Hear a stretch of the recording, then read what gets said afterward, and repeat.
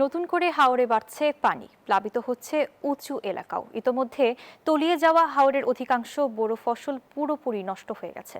কৃষকরা বলছেন টানা ভারী বৃষ্টিতে সৃষ্টি হয়েছে জলাবদ্ধতা, হুমকির মুখে উঁচু জমির বোরো ধানও। হাওরের ফসল হারানোর পর উঁচু জমির ধানই ছিল তাদের শেষ ভরসা। এখন সেই আশায়ও গুড়ে বালি। পাশাপাশি শ্রমিক, ধান কাটা ও মাড়াই মেশিন সংকট আর আবহাওয়ার বিরূপ প্রভাব দুই মিলিয়ে দিশেহারা, ধার দেনা করা ঋণগ্রস্ত কৃষকরা।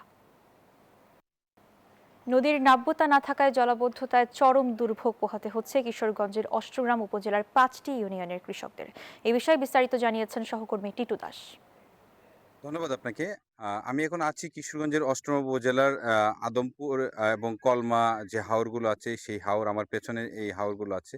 তবে আপনাকে যদি একটু বলে রাখি, কিশোরগঞ্জের আসলে অষ্টগ্রাম উপজেলার কৃষকদের দাবি, এখানে ৫ টা ইউনিয়ন হচ্ছে খুবই ক্ষতিগ্রস্ত এই হাওরের পানিতে। কারণ হচ্ছে এই অষ্টগ্রাম উপজেলায় একটি নদী কৃত্রিমভাবে তৈরি করা হয়েছিল। সেটা ১৪ থেকে শুরু হয়ে ১৮ সালে সেটার কাজ শেষ হয়। এই যে যে নদীটা দেখা যাচ্ছে, এটা হচ্ছে বৈঠাকালী নদী। এই নদীটিও বন্ধ হয়ে গেছে। কারণ এটার নাব্যতা হারিয়ে এই নদীটিতে একদম হাঁটু পানি পর্যন্ত, এবং যে হাওর এলাকা জমিগুলো আছে এই নদীতে নাব্যতা না থাকায় এই এলাকার যে জমিগুলো আছে সবগুলোই তলিয়ে যাচ্ছে।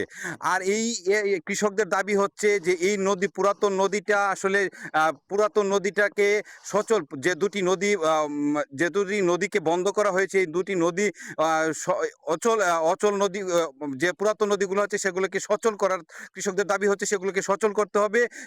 সচল যদি করা হয় এবং প্রতি ৩ বছর বা ২ বছর পর পর যদি খনন করা হয়, তাহলে এখানে আসলে হাওরের যে কৃষকদের যে জমিগুলো আছে সেগুলো পানিতে তলিয়ে যাবে না। এই হচ্ছে কৃষকদের দাবি। আর আমরা এই ছিল কিশোরগঞ্জের হাওর থেকে আমার কাছে সবশেষ তথ্য।